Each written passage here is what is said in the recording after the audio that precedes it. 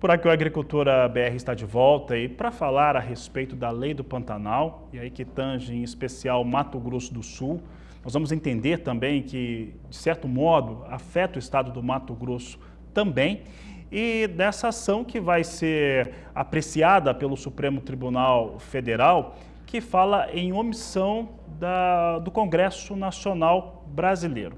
Para entender todo esse imbróglio, como que ele funciona e principalmente o que ele pode causar em termos de impacto para a produção rural e para os proprietários de terra neste bioma brasileiro, nós vamos conversar agora ao vivo com o Gustavo Passarelli, advogado, está aqui conosco, nosso convidado na tarde de hoje. Passarelli, uma boa tarde a você, é um prazer tê-lo aqui conosco mais uma vez. O que significa esse julgamento e também essa ação falando de omissão do Congresso em relação a essa lei do Pantanal, no caso do Mato Grosso do Sul? Boa tarde. Boa tarde, Fabiano. Boa tarde a todos os telespectadores. Essa ação foi proposta pelo Ministério Público e o objetivo seria justamente argumentar que o Congresso Nacional estaria sendo omisso ao deixar de legislar sobre questões ambientais voltadas ao Pantanal. O fundamento dessa ação é de que, como nós temos no parágrafo 4º do artigo 225 da Constituição Federal, a expressão de que o bioma Pantanal seria de interesse nacional, justamente por força dessa expressão interesse nacional, o entendimento do Ministério Público é de que caberia ao Congresso Nacional e não aos estados, no caso aqui Estado de Mato Grosso do Sul e Estado de Mato Grosso, porque o Pantanal abrange essas duas unidades da federação, que seria a União competente para legislar, né? Nós sabemos que a Constituição Federal distribui a competência legislativa, a competência de produzir leis entre a União, entre o Estado e entre os municípios. Isso especificamente é muito forte na área ambiental. Então a sustentação do Ministério Público é de que seria da União e não dos Estados a competência para fazer lei sobre o Pantanal. Essa linha de texto na Constituição, ela não é um pouco ambígua, contraditória? Porque, em teoria, não só o Pantanal, mas o Cerrado, a Mata Atlântica, os estados, o que tem neles, de uma maneira geral, é de interesse nacional. Seria isso? Perfeitamente, Fabiano. Eu concordo em grau, número e gênero. O fato de a Constituição Federal ter mencionado que determinados biomas são de interesse nacional não permite, a nosso sentir, a conclusão de que estar-se-ia a delegar uma competência legislativa específica para a União, tão somente por força dessa expressão. Haveria inúmeras outras maneiras de o legislador constituinte defender que seria da União a competência para, por exemplo, legislar sobre Pantanal. Mas mais do que isso, o Código Florestal, quando é promulgado, no seu artigo 10, expressamente prevê e delega aos estados a competência de produzir leis a respeito de Pantanal. Valendo lembrar, inclusive, que a constitucionalidade, não só do artigo 10, mas de vários outros artigos do Código Florestal, já foi questionada perante o Supremo, e o Supremo declarou que esses dispositivos, inclusive o artigo 10 do Código Florestal, são dispositivos constitucionais. Então, ou seja, não há, a nosso ver, nenhum sentido em querer retirar, por uma via indireta, por uma via oblíqua, essa competência de legislar por parte do Estado. Passarelli, e essa tentativa de tirar essa decisão estadual, essa decisão do governo do Estado, e que internamente no Mato Grosso do Sul, que é um estado de produtores rurais, de produção rural, mas que obviamente tem muito ambientalista, até porque você tem vários biomas importantes no Mato Grosso do Sul, internamente não teve grande polêmica, né? Mas teve fora do estado do Mato Grosso do Sul, porque aqui a gente já entende que o Pantanal ele tem as restrições já que o produtor tem para poder produzir de maneira legal nessa região, e tem toda a restrição do meio ambiente mesmo, né? Ou ele alaga, ele fica seco, ele tem incêndios inclusive voluntários, né? Acontece isso dentro do Pantanal, isso já impediria você ter um desmatamento, por exemplo, naquela região. As próprias características, né, das propriedades localizadas no Pantanal já impõem uma certa restrição no tipo de exploração, quanto à inviabilidade de agricultura, por baixa altitude, por qualidade de terra, enfim, infraestrutura inclusive. Mas o fato é que a legislação que, por exemplo, nós temos hoje no Mato Grosso do Sul é uma legislação que atende completamente a essa necessidade de se preservar o Pantanal. A legislação foi feita pelo governador do estado do Mato Grosso do Sul, pelo governo do estado do Mato Grosso do Sul no final do ano passado, com a participação do Ministério Público, com a participação, inclusive, do Ministério do Meio Ambiente, com a chancela da ministra do Meio Ambiente, ou seja, foi uma legislação que atendeu todos os interesses, não só de produtores, mas também interesses dos órgãos ambientalistas no sentido preservacionista. Parecia pacificado. Sem dúvida alguma. Então, não parece fazer sentido um novo questionamento ou um questionamento já totalmente extemporâneo por parte do Ministério Público com relação a essa legislação.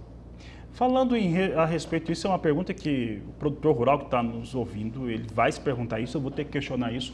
O que isso representa na prática em relação a impactos caso o STF inclusive em recentes decisões, ele mudou entendimentos que eram até então históricos, aí julgou de uma maneira diferente, e isso deixa principalmente o produtor rural um pouco mais atento a uma decisão que será tomada naquela casa.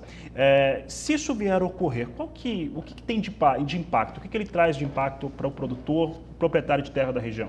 Bom, na prática, Fabiano, se nós tivermos uma decisão do Supremo que reconheça que pelo fato de se tratar de uma área de interesse nacional, que seria do próprio Congresso Nacional a competência para legislar, a consequência seria de que as leis estaduais, tanto a do Mato Grosso do Sul quanto a do Mato Grosso, teriam sua inconstitucionalidade declarada, perderiam vigência e, consequentemente, seria necessário fazer uma nova lei no Congresso Nacional.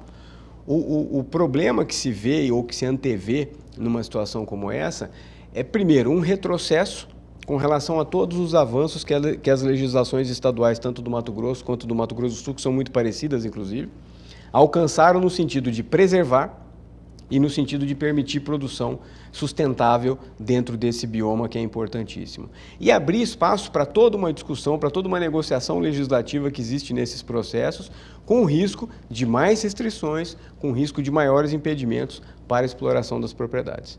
Um questionamento, Gustavo, pensando que se o STF julgar procedente essa solicitação do Ministério Público, aí a gente tem uma rediscussão sobre o bioma Pantanal, que afeta Mato Grosso do Sul e Mato Grosso. Os outros biomas, porque o Pampa Gaúcho, a Caatinga nordestina, Mata Atlântica, que tem no Sudeste, no Nordeste, aqui no Centro-Oeste também tem, no Mato Grosso do Sul tem, não se abriria uma porta para repensar toda a legislação que já tange também sobre outros biomas?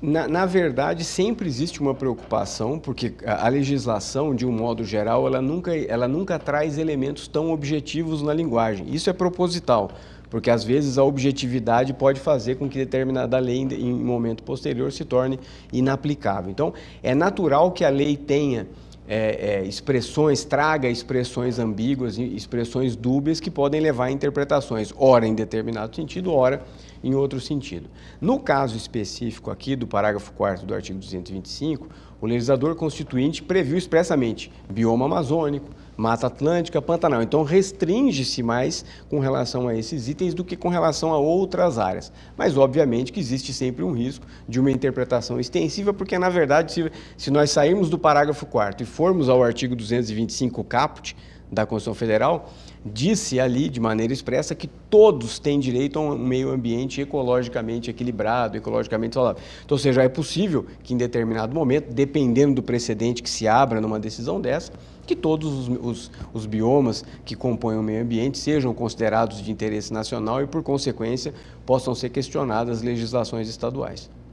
Gustavo, nesta causa eu sei que nós temos a Confederação Nacional da Agricultura, algumas associações. Como é que está essa representação e observação para esse julgamento, essa apreciação do STF?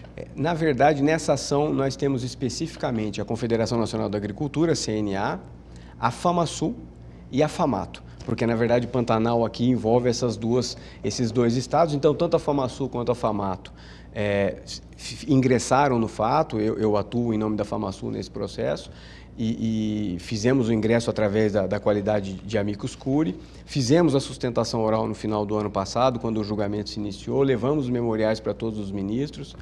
A expectativa, obviamente, é de um julgamento. No Supremo é muito difícil você ter julgamentos que sejam unânimes, que sejam muito tranquilos, geralmente existem pontos de vista divergentes.